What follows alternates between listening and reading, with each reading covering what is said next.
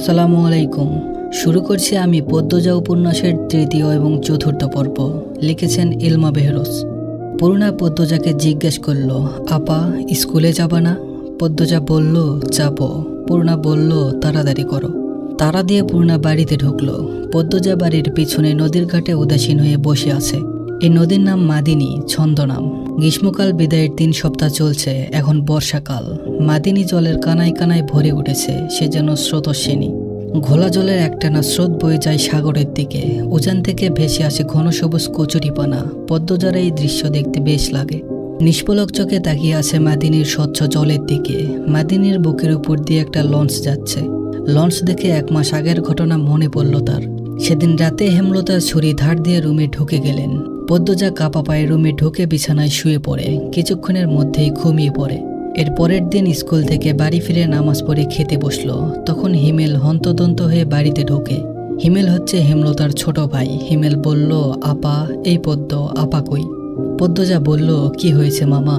পদ্মজার প্রশ্ন উপেক্ষা করে হেমলতাকে হিমেল ডাকলো, আপা, এই আপা।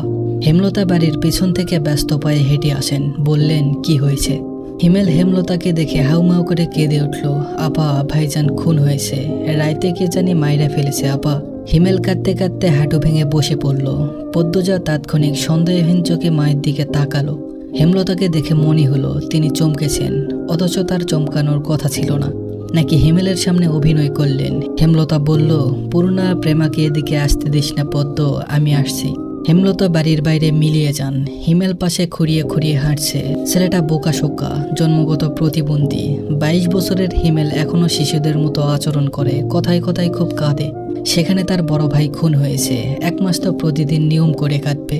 পদ্মজা রাতেই ভেবেছিল এমন ঘটনা ঘটতে পারে, তবু এখন ভয় পাচ্ছে খুব। পুলিশ কি এসেছে? মাকে কি ধরে নিয়ে যাবে?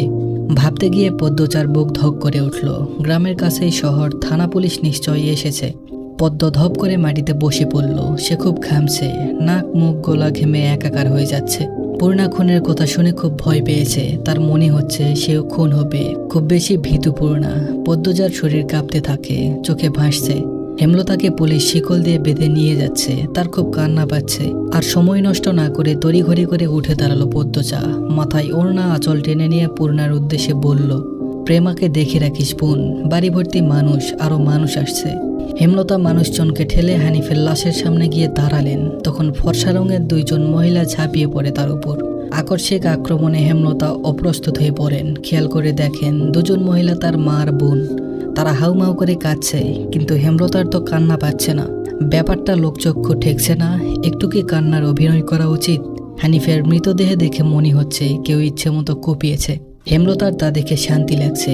এমন শান্তি অনেকদিন পাওয়া হয়নি। পদ্মজা সেখানে উপস্থিত হয়। হেমলতার নজরে পড়ে।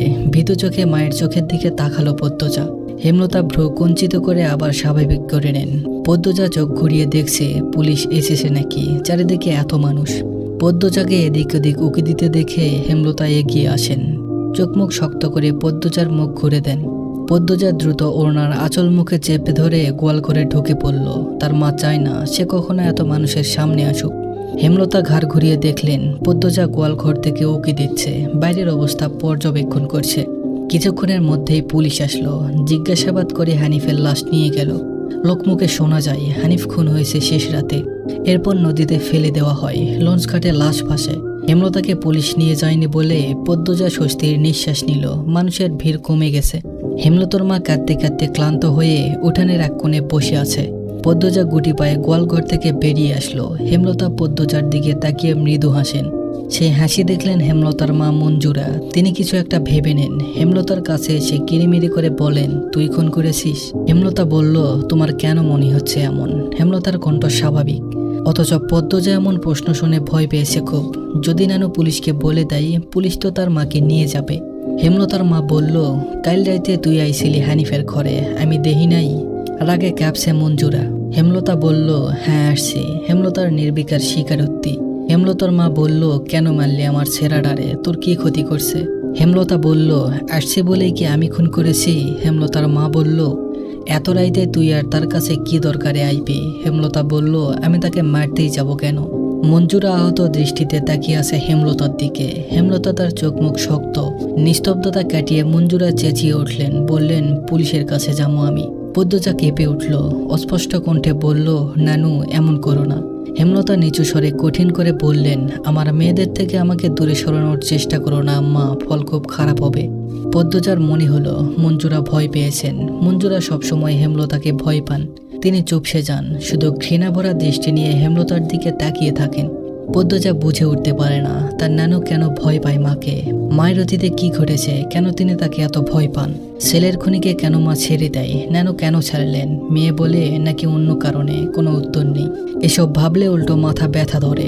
অন্য 8-10টা পরিবারের মতো কেন নয় তারা, নাকি গোপনে সব পরিবারে এমন জটিলতা আছে। হাজারটা প্রশ্ন, কিন্তু উত্তর কোথায়।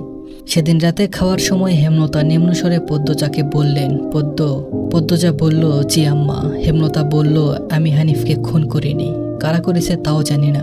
কথাটি শুনে পদ্মজা খুব চমকায়। তার মা মিথ্যা বলে না, তাহলে কারা খুন করলো? পদ্মজা প্রশ্ন করল, তাহলে শেষ রাতে মামার কাছে কেন গিয়েছিলেন আম্মা? হেমলতা জবাব দেয়নি, খাওয়া ছেড়ে উঠে যান। পদ্মজার ভাবনার সুতা কাটলো কারো পায়ের আওয়াজ শুনে। ঘাড় ঘুরিয়ে মোর্শেদকে দেখতে পেলেন। মোর্শেদ পদ্মজাকে খাটে বসে থাকতে দেখে বিরক্তিতে কপাল কুঁচকান আর বলেন, এই সেরি, যা এখান থেকে। পদ্মজার কান্না পায়, খুব খারাপ লাগে। নিঃশব্দে এক ফোঁটা জল গড়িয়ে পড়ে। তা আড়াল করে ব্যস্ত পায়ে বাড়ির ভেতরে চলে যায়। কয়েক মাস পর পদ্মজার ম্যাট্রিক পরীক্ষা। 3 বোন বই নিয়ে সড়কে উঠল। পদ্মজার কোমর অব্দি ওড়না দিয়ে ঢাকা। পূর্ণা এক নাকারে বকবক করে যাচ্ছে। স্কুলে যাওয়া অব্দি কথা বন্ধ হবে না। মাঝে মাঝে জোরে জোরে হাসছে। মেয়েটার হাসির রোগ আছে বোধহয়, একবার হাসি শুরু করলে আর থামে না। পদ্মজা বারবার বলছে, আম্মা রাস্তায় কথা বলতে আর হাসতে মানা করেছে, চুপ করো না। তবুও পূর্ণা হাসছে। বাড়ির বাইরে এসে সে মুক্ত পাখির মতো আচরণ করে। তাকে দেখে মনে হয় খাঁচা থেকে মুক্ত হয়েছে। এই সময় একজন বলল, পদ্ম, এই পদ্ম খাড়া। পদ্মজা ক্ষেতের দিকে তাকালো। লাবণ্য ক্ষেতের আইল ভেঙে দৌড়ে আসছে। লাবণ্য আর পদ্মজা একই শ্রেণীতে পড়ে। লাবণ্য কাছে এসে হাঁপাতে থাকলো। শান্ত হওয়ার পর 4 জন মিলে স্কুলের উদ্দেশ্যে হাঁটা শুরু করলো। পদ্মজা বলল, বাংলা পড়া শিখে এসেছি আজ। পদ্মর প্রশ্ন আগ্রহ করে লাবণ্য বলল, আরে সেরি, বাড়ির শুদ্ধ ভাষায় কথা কইলে বাইরেও কইতে হইব নাকি? পদ্মজা বলল, আমি আঞ্চলিক ভাষা পারি না। লাবণ্য অসন্তোষ প্রকাশ করলো। সে অলন্দপুরের মাতব্বর বাড়ির মেয়ে। তাদের বাড়ির সবাই শিক্ষিত, তবুও তারা আঞ্চলিক ভাষায় কথা বলে, পরিবারের 2-3 জন সদস্য ছাড়া। আর পদ্মজার 14 গোষ্ঠী মূর্খ, শুধু 2-3 জন ছাড়া। তবু এমন ভাব করে আঞ্চলিক ভাষা নাকি পারে না। পদ্মজা বলল, সত্যিই আমি পারি না। ছোট থেকে আম্মা শুদ্ধ ভাষা শিখিয়েছেন, উনিও বলেন, তাই শুদ্ধ ভাষায় কথা বলতেই আরাম পাই। লাবণ্য বলল, পূর্ণা তো পারে। পূর্ণা বলল, আমার চেষ্টা করতে ইচ্ছে হয় না। লাবণ্য বলল, আচ্ছা বাদ দে, শোন, কাইল আমরার বাড়িতে নায়ক নায়িকারা আইব। পূর্ণা বিগলিত হয়ে প্রশ্ন করল, কেন আসবো, কোন নায়ক? লাবণ্য বলল, শুটিং করতে, ছবির শুটিং। পদ্মজা এসবে কোনো আগ্রহ পাচ্ছে না। পূর্ণা খুব আগ্রহ বোধ করছে। সপ্তাহে একদিন সুমিতের বাড়িতে সাদা কালো টিভিতে সে ছায়াছবি দেখতে চায়।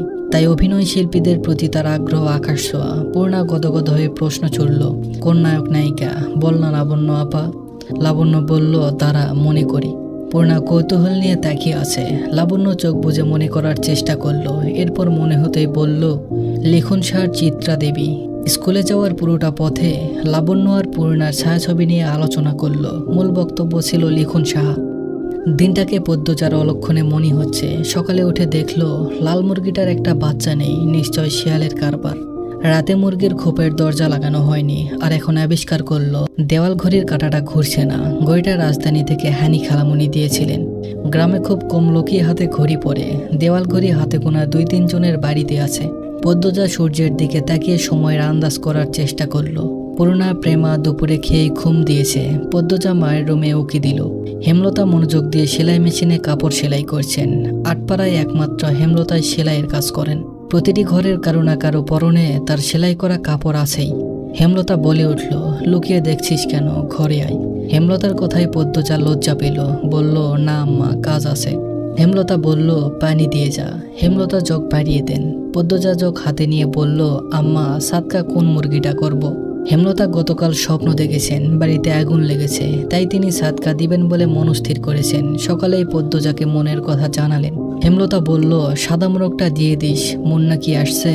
পদ্মজা বলল, না, প্রতিদিন বিকেলবেলা তো পানি নিতে আসে, কিছুক্ষণ পরেই চলে আসবে। হেমলতার কথা বাড়ালেন না। পদ্মজা কলপাড় থেকে পানি নিয়ে আসে। আসরের আজানের সাথে সাথে মুন্না আসলো। গ্রামে সচ্ছল পরিবার নেই বললেই চলে, হাতে গোনা কয়েকটা পরিবারে সচ্ছলতা আছে। হেমলতার পরিবারটা টিকে আছে তার তীক্ষ্ণ বুদ্ধি ও পরিশ্রমের জন্য। পুরো আটপাড়ায় টিউবওয়েল মাত্র 5টা।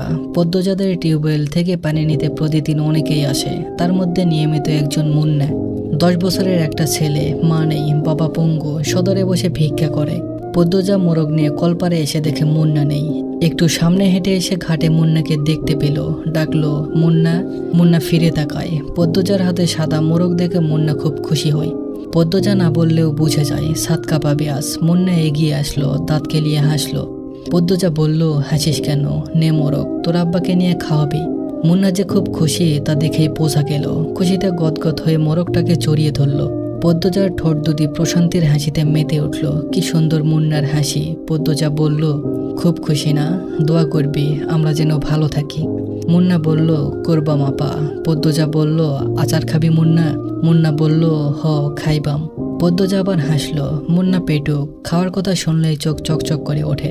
পদ্মজা আচার নিয়ে আসে, মুন্নার সাথে বসে আরাম করে খায়।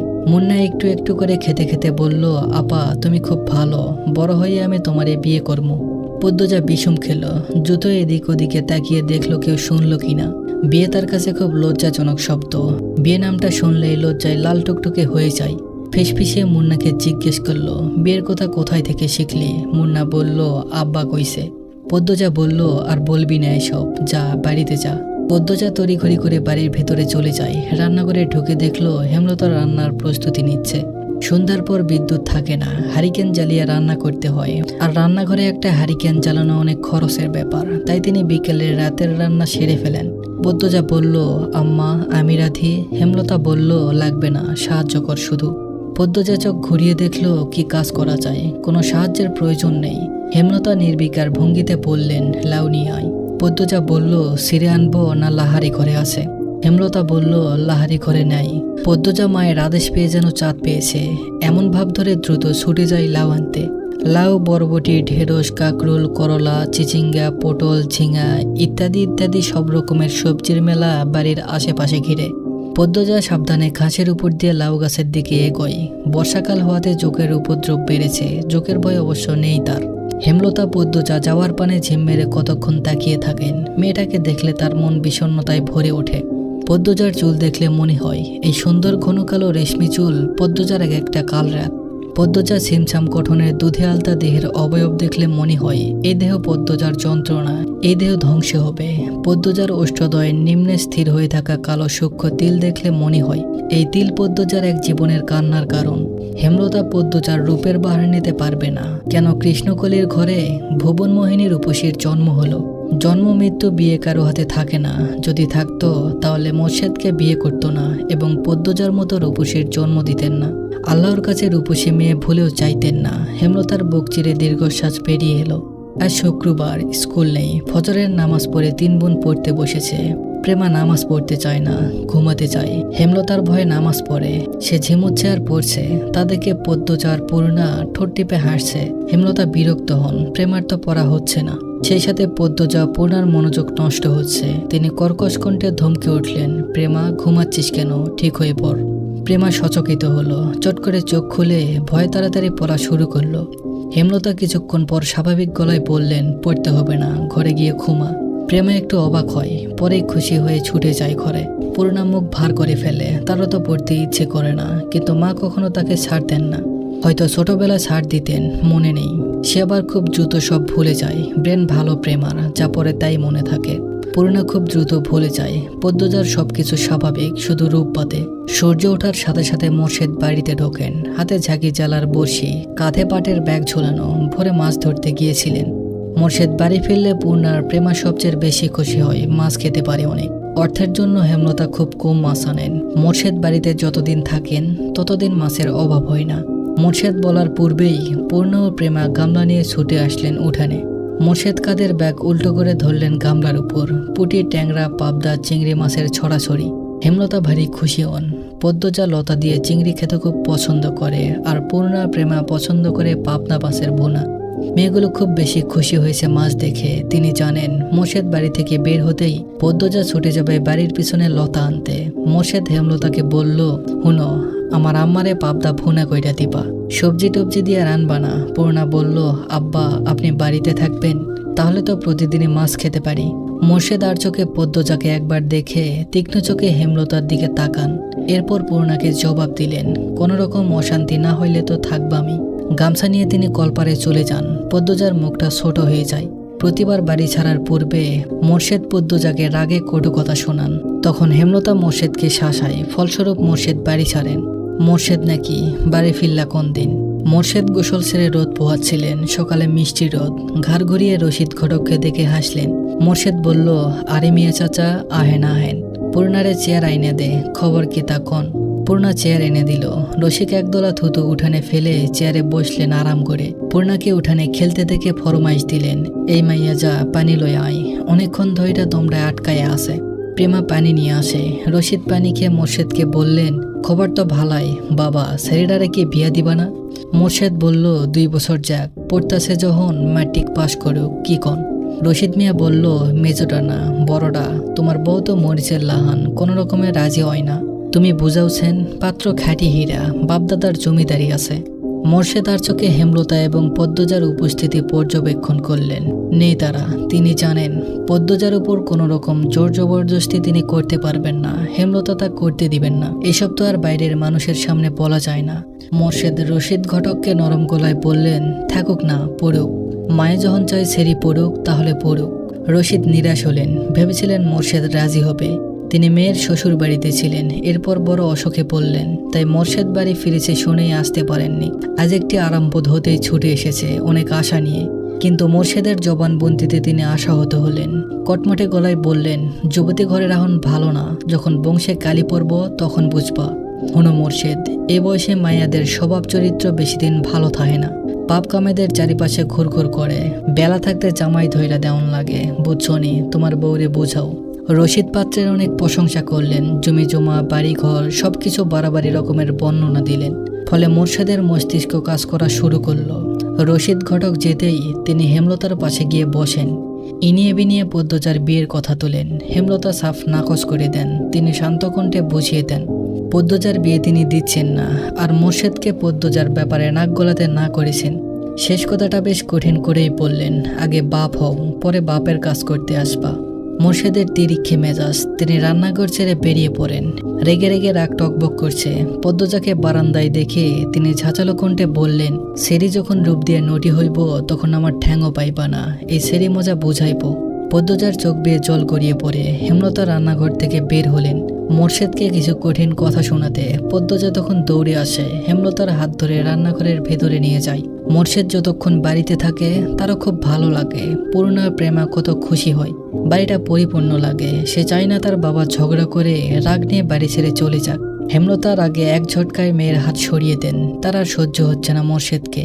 মানুষের কথা দ্বারা নিয়ন্ত্রিত হওয়া বদমেজাজে একজন মানুষ মোর্শেদ। ভালোটা কখনোই বোঝে না, মানুষের কথাই নাচে। সারাক্ষণ মস্তিষ্কে একটা ব্যাগ করি পূজা করে, মানুষ কি বলবে। মুষলধারে বৃষ্টি হচ্ছে। মাথার উপর বৃষ্টি নিয়ে মোর্শেদ বাড়ি ফিরেন। মুখ দেখে বোঝা গেল তিনি খুব খুশি। হেমলতাকে ডেকে বললেন, 1 মাসের লাইগে ঘরটা সাইরা লাহারি ঘরে উইঠা পড়ো। হেমলতা বলল, কিসের দরকারের জন্য? মোর্শেদ বলল, শুটিং করার লাইগা মাতব্বর বাড়িতে যারা আইছে তারার বলে আমরার বাড়ি পছন্দ হয়েছে।